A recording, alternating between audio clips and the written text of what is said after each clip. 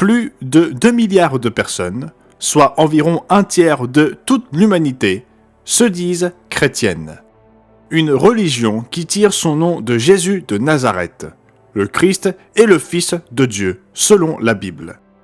Mais voici une question étrange qui semble presque absurde jusqu'à ce que vous preniez le temps d'y réfléchir vraiment. Jésus est-il lui-même chrétien ? Aujourd'hui, nous allons aborder cette question ensemble et nous découvrirons que la réponse est bien plus révélatrice que vous ne le pensez.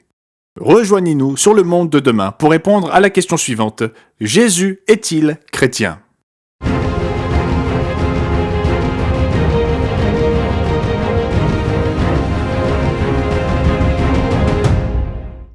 Bonjour et bienvenue au monde de demain, où nous vous aidons à comprendre le monde à travers les pages de la Bible.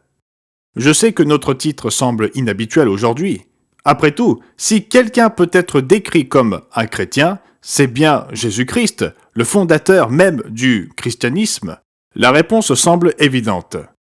Cependant, je suis certain que vous trouverez que cette simple question mène à d'autres questions intrigantes et à des réponses intrigantes qui révèlent bien plus sur Jésus, la Bible et le christianisme que ce que vous auriez pu imaginer. Aujourd'hui, nous poserons la question suivante. Jésus est-il chrétien ? Et j'espère que vous ne penserez pas que je pose cette question pour prendre à la légère le christianisme ou Jésus-Christ. Ce n'est pas du tout le cas. Ici, au monde de demain, nous croyons tous que Jésus-Christ est le Fils unique de Dieu, qui est mort pour nos péchés et ressuscité après 3 jours et 3 nuits, et qu'il vit maintenant et dirige son Église depuis les cieux. Le Sauveur, dont le retour et le règne se rapprochent de jour en jour.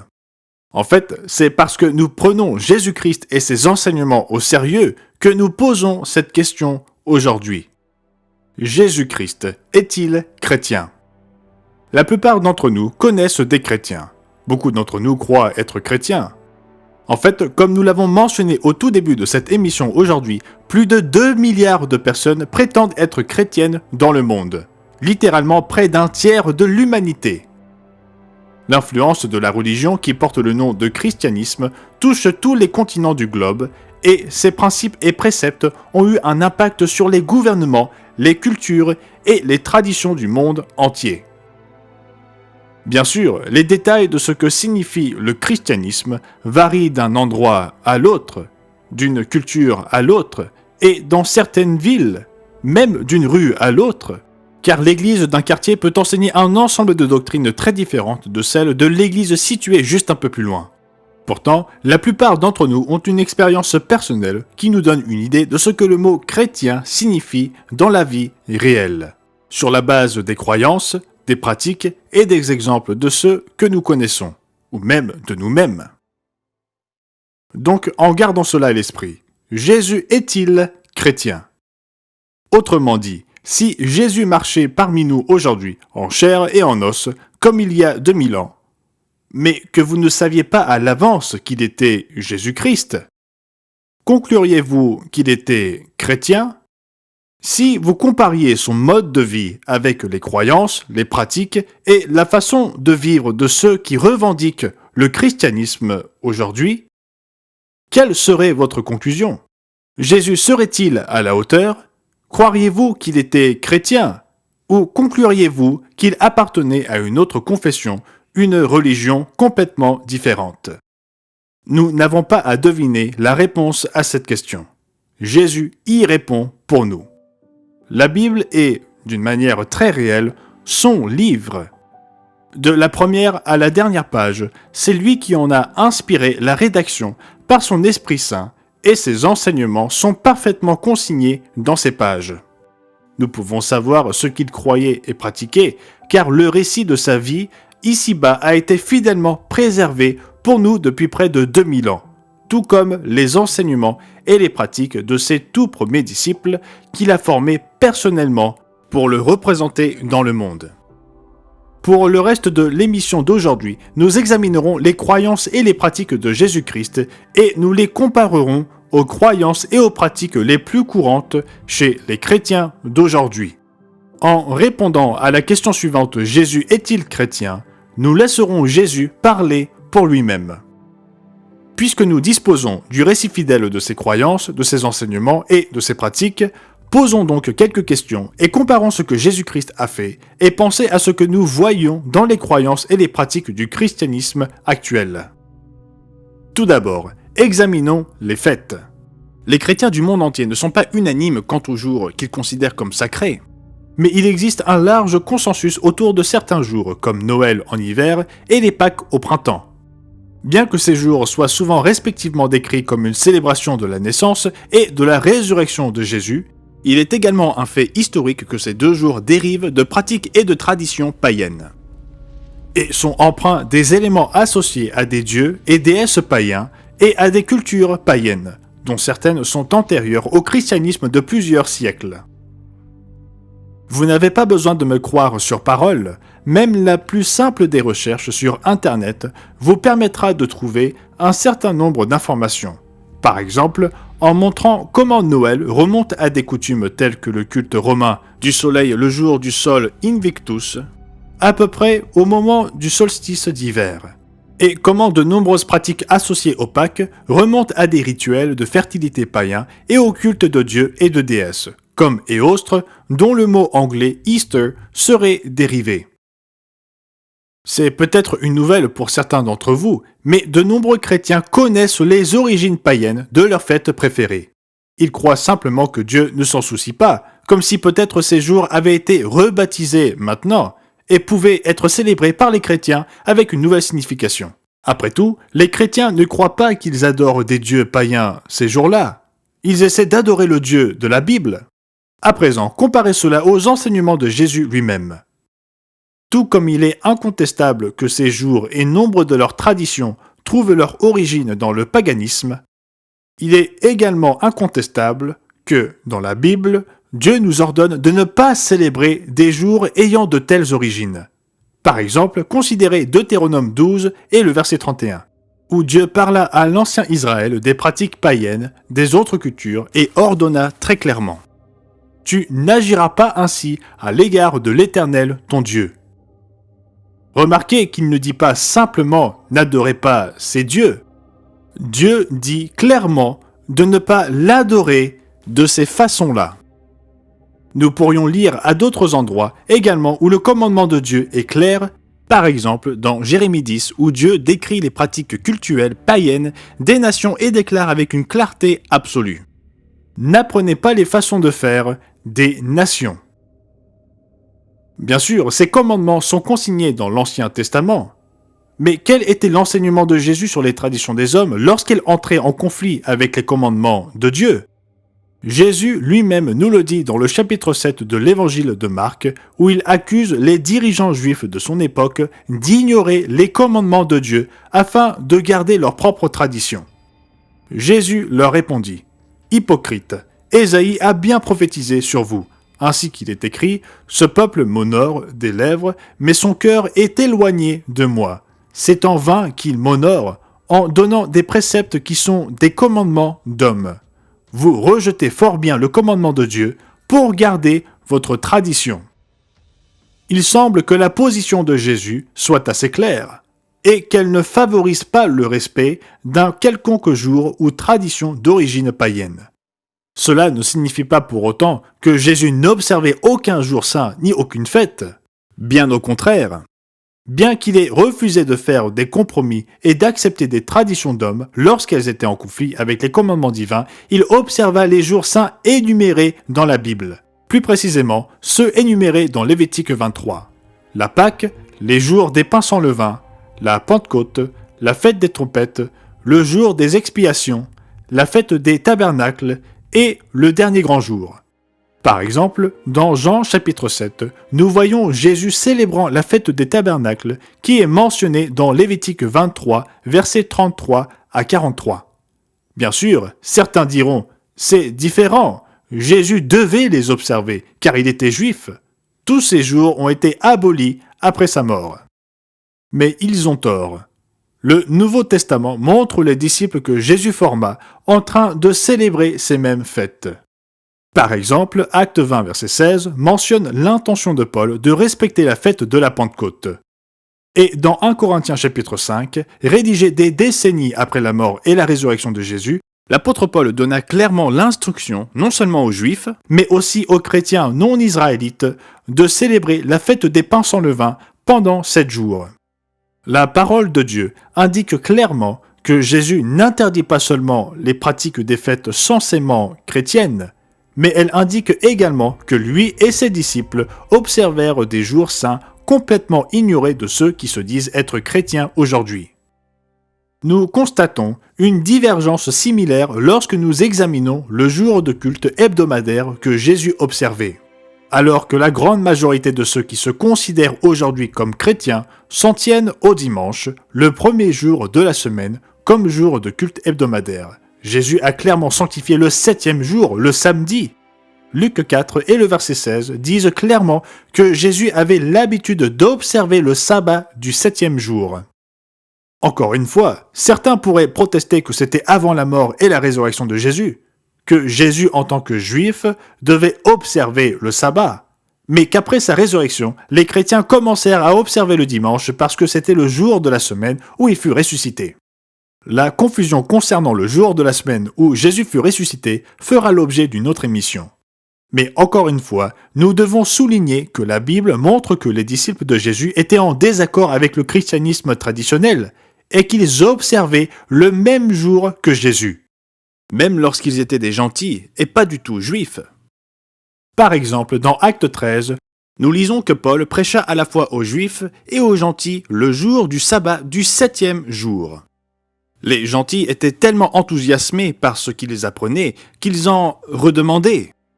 Nous lisons dans Actes 13 et au verset 42.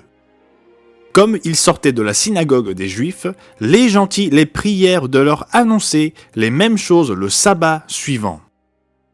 Paul leur a-t-il dit : « Et vous autres qui n'êtes pas juifs, retrouvons-nous demain, dimanche, quand mes frères chrétiens et moi aurons un culte religieux. » Non, il ne l'a pas fait.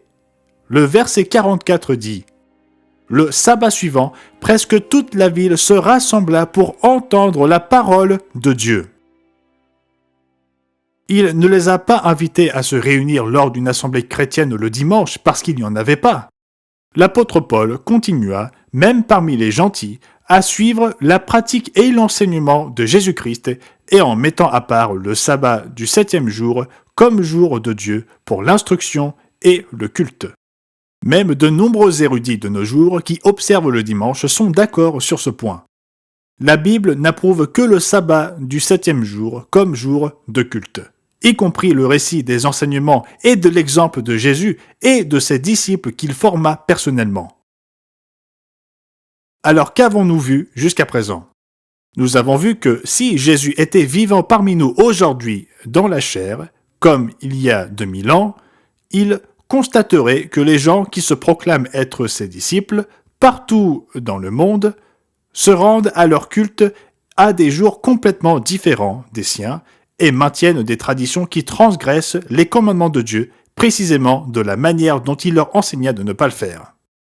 Il semble que, concernant la question « Jésus est-il chrétien ?», nous commençons à entrevoir une réponse fort intéressante. Poursuivons maintenant notre exploration de la question « Jésus est-il chrétien ?», en examinant ses enseignements et son attitude vis-à-vis de la loi divine et des 10 commandements. Pour la plupart des chrétiens, s'ils connaissent un tant soit peu la loi divine et les 10 commandements, ils ont le sentiment que la loi a été effectivement abolie par l'intermédiaire du sacrifice du Christ. L'idée étant qu'il respecta parfaitement les lois divines afin que vous ne soyez pas obligés de le faire.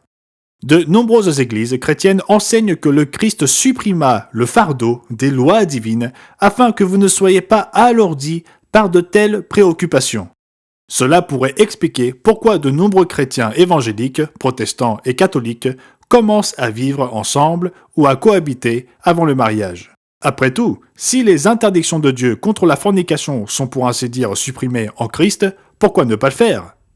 Comme le rapportait le magazine Christianity Today en mars 2021, pour certains évangéliques, surtout ceux de moins de 40 ans, la cohabitation est de plus en plus considérée comme moralement acceptable. La plupart des jeunes évangéliques la pratiquent ou l'envisagent. Comme je l'ai déjà dit dans une de nos émissions du Monde de demain, le christianisme actuel considère les 10 commandements comme étant 7, 8 ou 9 bonnes suggestions facultatives. Mais quel est le point de vue de Jésus sur les 10 commandements et la loi divine? Non seulement il réaffirma les 10 commandements, mais il expliqua que ceux qui le suivent doivent les considérer comme encore plus contraignants. Par exemple, Jésus enseigna que vous transgressez le 6e commandement contre le meurtre si vous haïssez quelqu'un que dans votre cœur. Et si vous convoitez quelqu'un, alors il dit que vous transgressez le 7e commandement contre l'adultère. Loin d'abolir la loi de Dieu, Jésus enseigna l'obéissance à leur égard, disant même à un jeune homme dans Matthieu chapitre 19 et au verset 17. Si tu veux entrer dans la vie, observe les commandements. Encore une fois, ce n'était pas simplement parce qu'il n'avait pas encore été crucifié. En fait, Jean, l'apôtre qui a écrit au sujet de l'amour, plus que tout autre auteur biblique, explique dans sa première épître en parlant de Jésus-Christ. Si nous gardons ses commandements, nous savons par cela que nous l'avons connu. Celui qui dit « je l'ai connu » et qui ne garde pas ses commandements est un menteur et la vérité n'est point en lui. Ainsi, il est clair que Jésus et ses disciples ne sont pas exactement en phase avec les attitudes et les croyances du christianisme de nos jours concernant les lois de Dieu. Mais quel est le message de Jésus-Christ?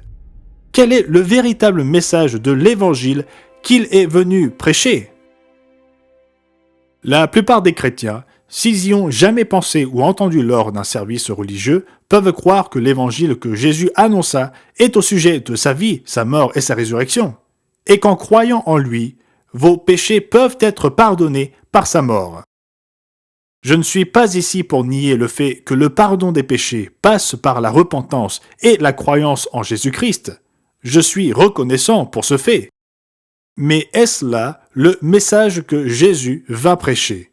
Est-ce cela l'Évangile? Jésus et la plupart des chrétiens sont-ils d'accord sur ce point? Non, ce n'est pas le cas. Passage après passage et verset après verset dans la Bible, il est clair que Jésus-Christ est venu prêcher l'établissement du royaume de Dieu. Oui, le salut par son intermédiaire fait partie de ce message. Sans cela, nous ne pourrions pas faire partie de ce royaume. Pourtant, lorsqu'on examine les récits de ses enseignements et de ceux de ses disciples, l'idée que le message ne concernait que sa vie, sa mort et sa résurrection commence à être considérée comme un non-sens. Par exemple, au tout début du ministère de Jésus, que voyons-nous? Marc au chapitre 1 et au verset 14 et 15 le dit clairement. Après que Jean eut été livré, Jésus alla dans la Galilée prêchant l'évangile de Dieu. Il disait « Le temps est accompli et le royaume de Dieu est proche. Repentez-vous et croyez à la bonne nouvelle. » Mais plus on regarde attentivement, plus cela devient clair. Par exemple, dans Luc au chapitre 9, nous lisons qu'au cours de son ministère, Jésus réunit ses disciples pour leur apprendre à enseigner aux autres. Le verset 2 le dit clairement. Il les envoya prêcher le royaume de Dieu, une fois encore, et guérir les malades. Mais posez-vous la question. Si l'évangile est centré sur la vie, la mort et la résurrection de Jésus-Christ, alors comment les disciples ont-ils prêché ces événements alors qu'aucun d'entre eux ne s'était encore produit? En fait, les récits rapportés plus tard dans les évangiles prouvent qu'ils ne comprenaient même pas encore que Jésus allait mourir, et encore moins qu'il allait être ressuscité, et ils ne comprenaient certainement pas le pardon des péchés par son sang versé. Non, ils prêchaient l'avènement du royaume de Dieu, au cours duquel le Messie régnerait sur le monde. C'était leur message, tout comme c'était le message de Jésus. Nous voyons cela à maintes reprises dans les récits bibliques. En fait, à plusieurs reprises, lorsque Jésus guérissait quelqu'un, il lui ordonna de ne pas dire aux autres qui il était. Exactement le contraire de ce que l'on pourrait attendre si le cœur même du message du Christ concernait sa personne. Enfin, plus d'1 mois après sa résurrection, alors que Jésus était sur le point de remonter au ciel, où il réside depuis jusqu'à son second avènement, sur quoi la Bible dit-elle qu'il insista auprès de ses disciples pour les préparer à leur mission. Regardez dans Actes au chapitre 1 et au verset 3 où l'on décrit l'instruction de Jésus ressuscité à ses disciples, disant que « il leur apparut vivant et leur en donna plusieurs preuves, se montrant à eux pendant 40 jours et parlant des choses qui concernent le royaume de Dieu. » Pourtant, une fois de plus, si nous comparons Jésus aux chrétiens de nos jours et à leurs croyances, pratiques et enseignements, nous constatons une différence flagrante et de taille. Nous arrivons au point où la question « Jésus est-il chrétien ?» nous presse de tirer une conclusion importante. Mais quoi qu'en pensent les gens, la seule définition du mot « chrétien », qui ait un sens, est quelqu'un qui suit véritablement les enseignements de Jésus-Christ. Ainsi, si les croyances et les pratiques des chrétiens de nos jours sont en décalage avec Jésus-Christ, ce n'est pas Jésus qui doit changer. Face à ces faits, ceux qui désirent vraiment être des disciples de Jésus-Christ doivent réfléchir. Merci beaucoup de nous avoir regardés. Si vous souhaitez obtenir la brochure gratuite Le christianisme contrefait de Satan que nous avons proposée dans l'émission d'aujourd'hui, vous trouverez un lien dans la description. Les gens nous demandent souvent comment nous pouvons offrir nos ouvrages gratuitement. Pourquoi le faisons-nous gratuitement? Simplement parce que Jésus nous ordonne de le faire gratuitement. Vous avez reçu gratuitement, donnez gratuitement. Ainsi, tout ce que nous offrons est absolument gratuit, et ceci ne déroge pas à la règle. Nous travaillons d'arrache-pied pour réaliser ces émissions. Nous publions une vidéo chaque semaine ici au Monde de Demain. Nous espérons que cette émission fut intéressante pour vous et n'hésitez pas à vous abonner à notre chaîne. Si vous souhaitez être informé lorsque nous posterons une nouvelle vidéo, cliquez simplement sur cette cloche. Merci encore.